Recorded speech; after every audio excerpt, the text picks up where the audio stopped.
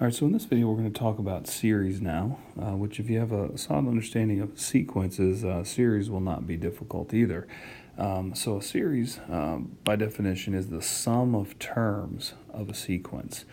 So if we just take the terms of a sequence, like the one I have written in the notes, and if we want to view it now as a series of the previous sequence would be 1 plus a negative 1/8 plus a 1 over 27 plus a negative 1 over 64, etc., etc. Now, sequence and series are certainly not the same thing, as you can see that, but the relationship is very, very easy to connect.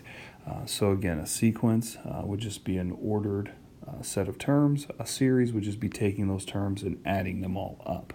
Now, for us, we would obviously want to take into consideration how to denote this, and this is where summation notation comes into play. So summation notation is writing a series in its sigma form. The sigma form is the big Greek letter here, sigma. There'll be three parts. You'll have a bottom part, a top part, and a formula off there to the side. The bottom part, we generally like to, but we are not required to start at I equals 1. The I represents the index. The number on top would be where to end. So for example, if I went ahead, and I'm going to ignore the plus ... here for a second, since we start at 1, the number on top would be a 4. 1, 2, 3, 4. And then off to the side would be our formula that creates these terms. And this is an example from the past section. We rewrote this in its nth term formula as such. I did go ahead and change the n's to i's because, again, our index here is I. But really, it's just a way of expressing that we want to write out these terms and then we want to add them all up. And so I'll go kind of slow through this one again. If I equals 1, right, this is where we start. If I equals 1, we replace all of the i's with 1. So we'd have a negative 1 squared over 1 cubed. The sigma means plus, so now I equals 2. We'd have negative 1 cubed over 2 cubed plus I equals 3. Negative 1 to the 4th over 3 cubed. And then finally, the I equals 4 would give us negative 1 to the 5th over our 4 cubed. And so adding them all up would give you a total, and that would be the sum of the series. So again, three parts. The bottom part, that's the index. It tells you where to start. The top number tells you where to end. And this is the formula that just generates all of these terms. The sigma itself reminds us to add up all of the terms. So in this last example, I did go ahead and I ignored the plus ... there, which would imply that there were infinitely many terms. If there were infinitely many terms, we would just write a plus infinity on the top instead of the 4, because that would tell us to continue adding infinitely many terms up. All right, so in this example, this is where we'll actually take advantage of adjusting the starting point so that for whatever reason it might be beneficial to you.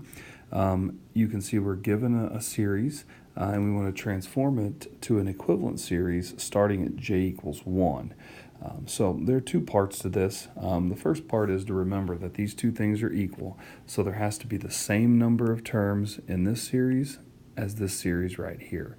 So the number of terms in that first series is going to be a common mistake for some.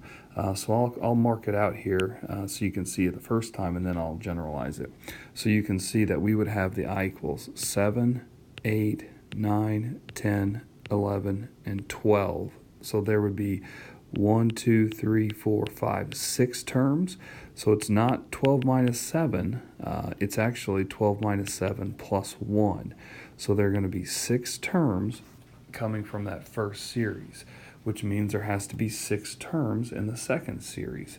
Now, since we start at 1, we're okay to go ahead and put the 6 on top because that would tell us we have 6 terms.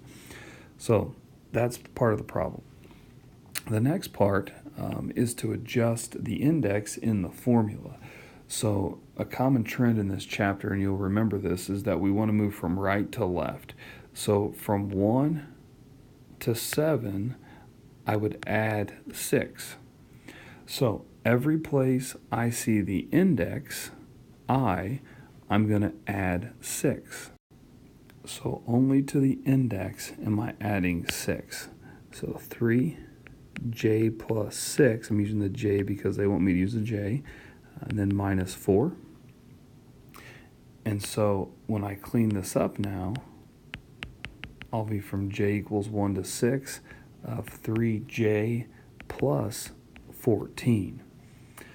All right, now, again, remember, these are equivalent. These are equal series. So one of the things that you'd want to try to do possibly is just check your answer. You can check a couple of these and hopefully be okay with it. The first one, from the original, they started us at I equals 7.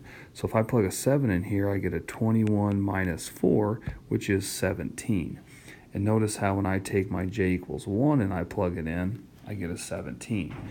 So you can do that with all 6 of the terms, and they should be the same. But again, what we've done is we've written equivalent series, only now we're starting at j equals 1 instead of starting at I equals 7.